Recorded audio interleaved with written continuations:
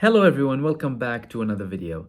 I want to talk to you about four main subjects today. The first one is the latest updates from the ground in Gaza. The second thing that I want to talk about is Osama Hamdan, a representative of Hamas from the Political Bureau, and his recent statements in a press conference in Lebanon. The third thing that I wanted to talk about is Donald Trump. Is he good? Is he bad? Is he better than Biden? Is he worse than Biden? What is he exactly? The final thing that I want to talk about is 5 SAS soldiers in the UK being arrested, facing charges regarding war crimes in Syria during their service in Syria. The first thing that I want to talk about is obviously Gaza. So the UN published just figures that Israel killed 162 UN staff in Gaza. Now, no one's surprised about the numbers, really. I mean, they killed over 30,000 innocent civilians, so it's not really surprising. But what's more surprising, really, is the lack of highlight of this in mainstream media. You're talking about an international organization, the most important international organization when it comes to countries, international relations, wars, peace, diplomacy. 162 staff Israel killed since the beginning of this war. Why is this not highlighted? And why isn't Israel deemed as a threat to global security? That's another thing here. Is it because the powers enabling Israel and supporting it are also a threat to global security? It's coming at the same time that they continued their massacres in Gaza. So we had over 12 people killed in a massacre in Al-Nusayrat and Deir al-Balah when Israel launched missiles on houses with civilians seeking refuge residing inside them. They also had 2 strikes on 2 different mosques in Gaza, in the south and the northern parts of Gaza. So, I mean, with regards to their crimes, they're really not stopping and they're not deterred by anything. I mean, we're talking about more deaths from malnutrition as well. We've had the 20th person dying today due to malnutrition and dehydration, a 72-year-old and a 15-year-old, because they simply cannot drink and have food. It's as simple as that. So apart from the deliberate, direct killing, there's the also deliberate, but killing through starvation and spreading famine in Gaza. Obviously, we spoke about this many times, but I will repeat it again. Israel constantly commits massacres against the civilians in Gaza as revenge for their military failure. They conducted this whole revenge genocide campaign after a military humiliation on the 7th of October, and we all know who committed the massacres of Israelis on the 7th of October, particularly in the Nova Festival, with footage of Israeli helicopters shooting at the revelers revealed in Israel, and with the kibbutzes and Be'eri and the tanks, the Israeli tanks roaming around, killing Israeli civilians, alongside obviously Israeli witness statements. However, these massacres that they committed today, again, following massive losses that they've had with their forces. We've had reports, Israel actually confirmed that over 13 of its soldiers were wounded in battles in South Gaza. One of them is a sergeant who is critically wounded. 6 of them are in critical condition.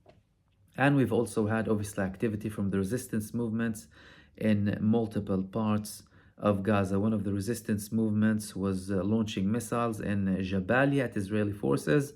And we also had Saray al-Quds, the armed wing of the PIJ, shelling mortars on all fronts where Israeli forces were trying to get in Khan Yunis. We're having more intense battles in Khan Yunis lately. Which leads me to Osama Hamdan. Osama Hamdan is the most senior Hamas figure in Lebanon. He was the representative really in Lebanon. Now he plays a very important role when it comes to press statements, the developments when it comes to the negotiations what's happening with the mediators, where they have reached, where they haven't reached.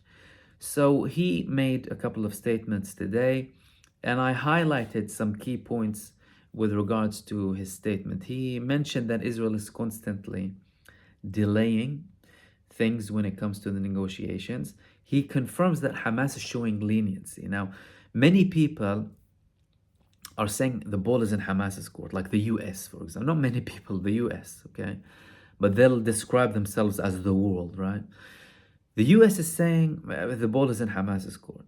However, Hamas told them we have red lines. Red lines when it comes to ending the war, normal, getting aid in, and getting the people back to their homes, rebuilding Gaza. That's before the prisoners. Obviously, Israel wants to drag it as much as possible and wants to make it mission impossible to reach a ceasefire. He said we're showing leniency.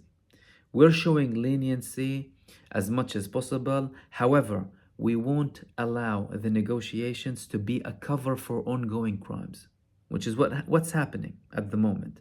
Israel is using the negotiations, they're negotiating, and actively killing people in Gaza. Hamas, from their perspective, they said they launched the 7th of October attacks. Primarily, the prisoners was the main thing with regards to them.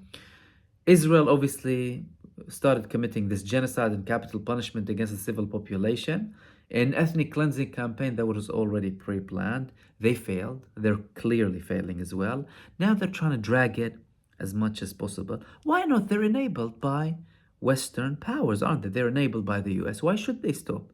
That's from Israel's perspective, really. So long as we're allowed to do it, we'll continue doing it. What will they talk? ICJ, who cares? America will veto. This is Israel's mindset, and this is how they're enabled and have been for the past 75 years. He also mentioned a couple of very important things that we spoke about previously, which Israel tried to damage severely in the past and now. He said the social cohesion in Gaza is very strong, and this is a very important subject here. Israel played a lot on trying to divide between the people of Gaza and the resistance. Obviously, there's so much military pressure. You have this genocide going on, and they're trying to split the people from the leadership, spreading these rumors. They have billions, and the representatives abroad are living in mansions, and you're starving. Your leaderships are in the tunnel. They're eating. You don't have food. But obviously, the Palestinian people, they don't get fooled by this Israeli nonsense. They've known Israel for the past 75 years. You're talking about a population with over 72% refugees. That's before the 7th of October. Gaza consists of 72% refugees. Who made them refugees? Israel, by creating its state in 1948 and continuing the occupation in 1967. Every single family has a member of the family who's either dead, killed, wounded, any losses that you can imagine, at least one with each family. Some families were wiped off the face of the earth during the genocide. Approximately 120 families were completely gone. Some of them with dozens of members, some of them over 100 members in Gaza. Many people don't know that. He said that the social cohesion is very strong. The people know what Israel's up to, and they're still supporting the resistance. And he also made an interesting comment when it comes to the airdrop. He said that the airdrop provides a small fraction, really, of what is needed, and what must be done is to force Israel to lift the blockade and the siege and to let aid in through the ground, through the convoys, which it's attacking, really. Israel is attacking the convoys that reach the northern parts of Gaza, and they're putting so much pressure on the actual drivers with the aid, and they're making it very, very dangerous for them, to deter them. And this is causing slight problems when it comes to this. However, he also mentioned that he appreciates the countries that contribute, but he doesn't appreciate America's position. He said America's giving us aid through the air, airdropped aid, and they're sending Israel missiles at the same time, providing them with an air bridge of military support, and they're saying that they are dropping aid on the northern parts of Gaza. Their role is to stop this genocide by stopping their supply to Israel and stopping to veto them, raising their hands every time there is an attempt to do a ceasefire. These were the main things with regards to his press conference that was made in Lebanon. The third thing, which leads us to the third thing that I want to talk about. Many people are asking, and have asked me personally, what do you think will happen if Trump is in power? Is he better than Biden? Will he do something to stop this massacre? Will he do better things to stop the war? Will he put more pressure on Israel? Well, we've had a couple of statements to clarify his position. So there were a couple of reports on multiple networks, news networks in the US, that Donald Trump, he declared that Israel must finish the problem. Wow, it's a genocidal tone. Not even Biden is saying Israel must finish the problem. Okay, he said that he clarified that you've got to finish the problem. You've had a horrible invasion that took place that would have never happened if I was president. So again, he is trying to highlight obviously his strength positions. If I was there, it wouldn't have happened. If he was the president, Russia wouldn't have invaded Ukraine. If he was president, this and that. They tried to speak with his team, with him directly, didn't give a comment following this statement, but they spoke with his campaign, and they said the following: President Trump did more for Israel than any American president in history. And he took historic action in the Middle East that created unprecedented peace. This is from Caroline Leavitt, Trump's national press secretary. She also added, when President Trump is back in the Oval Office, Israel will once again be protected. Iran will go back to being broke. Terrorists will be hunted down, and the bloodshed will end. So he's clarifying his position, really. Firstly, we spoke about his move to the embassy to the Jerusalem, which caused a lot of friction back then. Because when you talk about Jerusalem, it's occupied by international law. Okay, there's an argument. Obviously, all of Palestine is occupied. Okay, but Israel is a reality. They accepted international law, but Jerusalem, right, occupied territory. He moved the embassy to Jerusalem. He relies heavily on Israel supporting evangelical Christians in America as well. It's very clear as well. He relies heavily on the evangelical vote, and we know how much they love Israel, not for the love of Israel itself, but for their plans for the end of days and the Messiah and all of these things that they believe in. Okay, so he made himself clear. In many ways, Trump could be more dangerous than Biden when it comes to this, because he could make very extreme decisions, even more extreme than Biden. Don't get me wrong here. All of them have blood on their hands. Okay, but we're talking about who's worse and who is better. Trump isn't showing any signs of being better for any of the Palestinians or the people in the Middle East. Trump is a guy who is a complete narcissist. He cares about himself, really. A business background. He does politics as he does business. Couldn't care about anything, and he'll do whatever he wishes as long as it suits him, really. The only thing that might prove to be a problematic point when it comes to Donald Trump and Israel is if Benjamin Netanyahu stays in power. Donald Trump still has many problems with Benjamin Netanyahu from the time that Netanyahu congratulated Joe Biden as soon as he won the elections, that Donald Trump disputed. And he was very, very close with Netanyahu. Don't forget all of these peace treaties they had with Arab states, and they were looking on to Saudi Arabia, reaching a big peace deal with them. They happened during the Trump era, and he did play a role in facilitating these peace treaties with Israel. And he had lots of criticism on Netanyahu. He said lots of stuff, lots of negative stuff about him previously, and he didn't take any of them back. Netanyahu didn't react in the same manner. He still remained quiet when it comes to the comments of Donald Trump, but he obviously knew that he had to congratulate Biden. It's the American president, although he really doesn't like Biden from a very long time ago, especially during the era of Barack Obama, where they had lots of tensions with the American administration. Which leads me to the last point that I wanted to speak about. 5 SAS soldiers arrested in the UK on suspicion of alleged war crimes in Syria. This was reported in The Guardian alongside a couple of other media.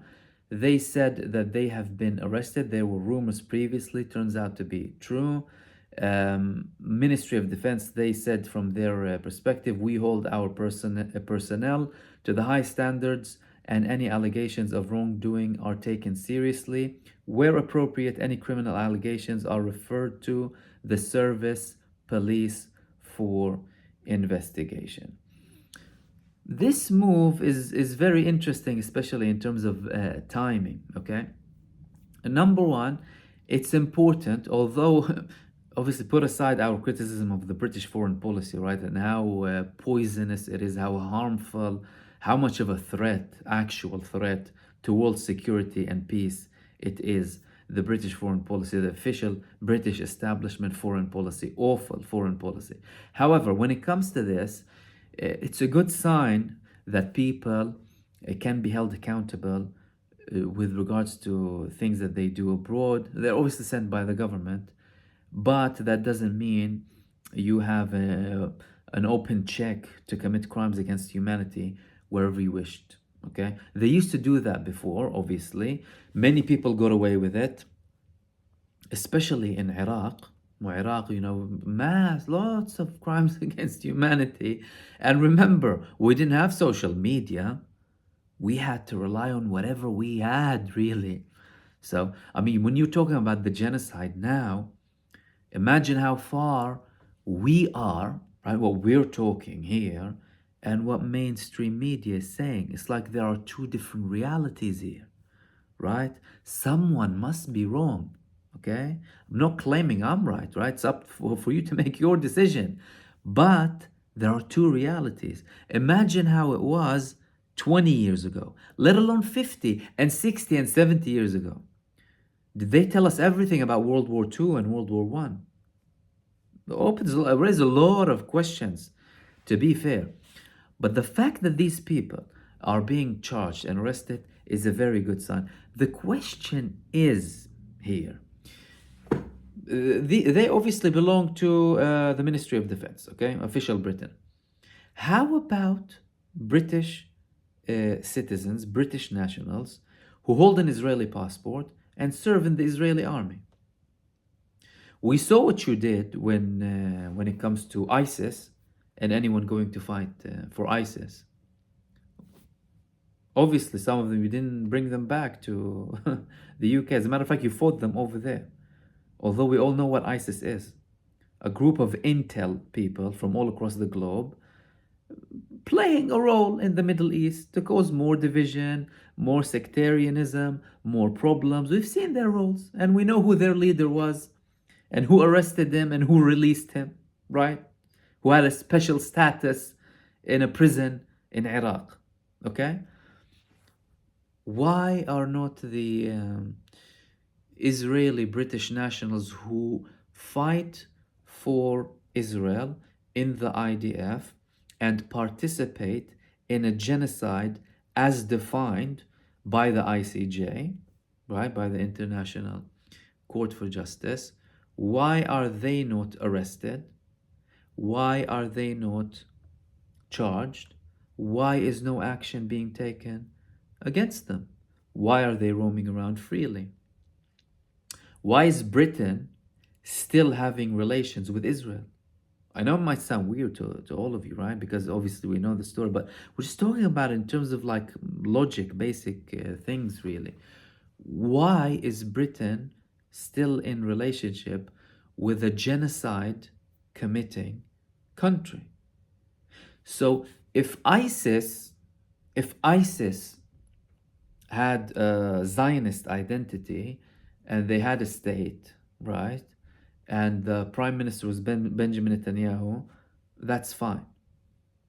But when ISIS has different names, different flags, different people, it's not okay. What are we talking about? Exactly. And really and truly, people should be speaking more about this. This isn't something that should be, out of the question when it comes to when action needs to be taken against a state committing genocide and being blamed by the International Court for Justice. These were the main things that I want to talk about. And the final thing that I want to talk about really is just a comment, really. So George Galloway, he obviously won the seat in Rochdale, massive majority, really massive majority. A person who came in second was an independent. So it shows you how much people have no faith in Labour and Tories and the big parties in Britain. He was sworn in Parliament, okay, new MP, excluded from Prime Minister's questions. They excluded him. Why do you exclude him? Do you not want to hear harsh truths? Do you not want to look in the mirror? Why did you not get George Galloway to say what he has to say? A very necessary voice. We live in a democracy, don't we? Isn't this a democracy? I know they don't like democracy, by the way. Okay, they call it democracy. They don't like it. They fight everything about democracy, by the way. And democracy wasn't accomplished by them. Democracy was accomplished by your ancestors who fought for democracy and died. Okay, and many times it wasn't through peaceful measures. People need to remember that. But all of that is under threat by them. But they call themselves democratic. Because Rishi Sunak, he said, what George Galloway is doing in this movement is a threat to our democratic values. And they constantly talk about British values as well. Which really absurd, seriously absurd. People need to speak about this, right? British values as we know them and as they teach them to children, democracy, respecting others regardless of faith, ethnic background or religious background, traditional values. These are the main points of British values that are promoted, right? Democracy, power to the people, not to the elite, and respecting and being tolerant to people of different beliefs, different faiths, and different ethnic backgrounds. The question is the government following British values? Is the government democratic? Democracy is not just about voting, right? It's a democratic system. It's an approach. It's a way of life. It's not demonizing people because you don't like their views. It's about listening to someone, even if their opinion might hurt you. So long as obviously we're all respectful and say that we don't need to swear, we don't need to all of these things. But isn't that democracy? And if that's democracy, why not celebrate a democratic event? You had a person who won in Rochdale, George Galloway, obviously he was there in the parliament before, with respect, but now he's back in parliament. You're going to hear it from him anyway. He's going to come. He's going to come and he's going to tell you things as they are. We finally have a voice in Westminster that speaks and doesn't babble. Someone who isn't bought by donors, by industries, by the Zionists that you don't like talking about. The Zionist lobby that buys your politicians here in Britain, in the US, buys them. Free trips, cushy favors, millions of tens of millions in the US, they buy them in. You need to talk about them. And even if you didn't invite George Galloway to the PMQs, he's gonna come and you're going to listen to him, and we will keep speaking from our end. These were the main things that I want to talk to you about tonight. As usual, I hope you enjoyed this video and I had some info for you, and I'll see you soon in the next video. Take care.